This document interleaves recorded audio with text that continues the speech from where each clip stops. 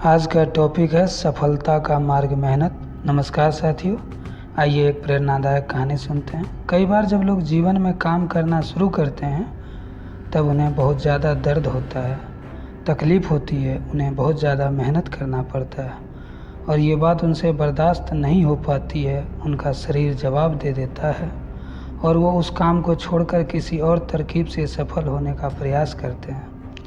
लेकिन याद रखिएगा, इस प्रकार से कोई भी व्यक्ति जीवन में सफल नहीं हो पाता है। याद रखिएगा, सफलता का मार्ग मेहनत है, दर्द और तकलीफ़ से होकर गुजरेगा और यह आपको सहना ही पड़ेगा। तो इसके लिए आप हमेशा तैयार रहिए। एक समय की बात है, एक मूर्तिकार अपनी छेनी और हथौड़े से एक पत्थर को भगवान की मूर्ति का आकार देने का प्रयास कर रहा था। जैसे ही वह छेनी पर अपना हथौड़ा चलाता, वह पत्थर चिल्लाने लगता और कहने लगता कि ये क्या कर रहे हो, मुझे इतना क्यों मार रहे हो, मुझे बहुत दुख हो रही है, तकलीफ़ हो रही है, पीड़ा हो रही है, मुझे अपने हाल पर छोड़ दो और यहाँ से चले जाओ। मूर्तिकार ने उस पत्थर को कहा, मुझे बहुत अच्छे से पता है कि तुम्हें बहुत ज़्यादा दर्द हो रही है, तकलीफ़ हो रही है और तुम बहुत ही ज़्यादा पीड़ा में हो, लेकिन यदि आज तुमने इस दर्द को नहीं सहा, तो इस तकलीफ़ को नहीं सहा, तो जीवन भर तुम यहीं इसी प्रकार से पड़े रहोगे। मुझे पता है कि तुम में आगे बढ़ने की अपार संभावना है, तुम एक बहुत अच्छे पत्थर हो, लेकिन यदि तुम इसी प्रकार से रहोगे तो कभी भी आगे नहीं बढ़ पाओगे। इतना कहकर मूर्तिकार औजार उठाए ही थे कि पत्थर फिर से चिल्लाने लगा, गिड़गिड़ाने लगा, विनती करने लगा कि मुझे अपने हाल पर छोड़ दो। मुझे पता है कि जीवन के लिए कौन सी चीज़ सही है और कौन सी चीज़ गलत है। मुझे बहुत ज़्यादा दर्द हो रही है, अब मैं इस तकलीफ़ को बहुत ज़्यादा नहीं सह सकता। मैं जिस हाल में हूँ, तुम मुझे इसी हाल में छोड़कर यहाँ से चले जाओ। उस मूर्तिकार फिर से उस पत्थर को समझाने की कोशिश की, ज़्यादा अधीर मत बनो और अपने सब्र को बनाए रखो। थोड़ी देर और इस दर्द को सहो। यदि इस दर्द को सह लिया तो मैं भगवान की मूर्ति के रूप में तुम्हारी स्थापना करवाऊंगा और फिर दूर दूर से लोग तुम्हारी पूजा करने आएंगे और पंडित लोग तुम्हारी सेवा करेंगे। लेकिन पत्थर ने उस मूर्ति की एक भी बात नहीं मानी और वह चिल्लाता रहा और अपनी बात पर अड़ा रहा। मूर्तिकार ने उस पत्थर को समझाने की बहुत कोशिश की, लेकिन वो पत्थर नहीं माना।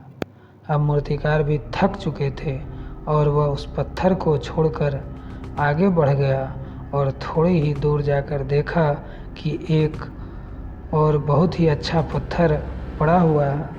उसने छेनी और हथौड़ी उठाया और उस पत्थर को मूर्ति बनाने के लिए वो तैयार हो गया। मूर्तिकार ने छेनी और हथौड़ा का वार दूसरे पत्थर पर जारी रखा। दूसरे पत्थर को भी दर्द हुआ, तकलीफ़ भी उसे हुआ, लेकिन पत्थर ने उसे बर्दाश्त कर लिया और देखते ही देखते थोड़ी समय के बाद उस पत्थर ने भगवान की मूर्ति का रूप धारण कर लिया। थोड़ी दिन बाद उस मूर्ति को एक मंदिर में स्थापना हो गई और धीरे धीरे कर लोग वह पूजा पाठ करने आने लगे।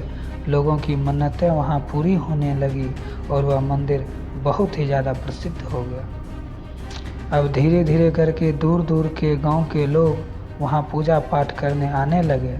फिर एक दिन उस पत्थर को उसी मंदिर में लाया गया और उसे एक कोने में रख दिया। अब लोग आते और उस पर नारियल फोड़ते। ये और पत्थर कोई दूसरा नहीं था, बल्कि वही पत्थर था जिसने दर्द को नहीं सहा था।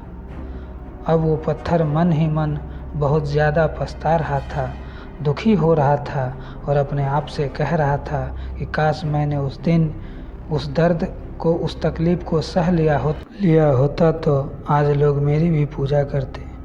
इसलिए आप भी अपने जीवन में हमेशा याद रखिएगा कि जब भी आप अपने करियर की शुरुआत में किसी काम को कर रहे हों, पढ़ाई कर रहे हों या कोई भी काम कर रहे हों, तो उसमें आपको दर्द हो रही है, तकलीफ़ हो रही है, ज़्यादा मेहनत करना पड़ रहा है, तो आप रुकिएगा मत।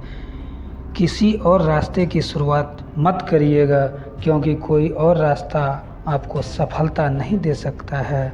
आपको उस दर्द को, उस तकलीफ़ को सहना ही होगा, और उस दर्द को, उस तकलीफ़ को आप सहकर आप ज़्यादा मजबूत बनेंगे, और तभी आप अपने जीवन में आगे बढ़ पाएंगे। और जीवन में हमेशा याद रखिएगा कि आपको पहले पत्थर की तरह नहीं, बल्कि दूसरे पत्थर की तरह बनना होगा। ये एक उदाहरण स्वरूप कहानी थी।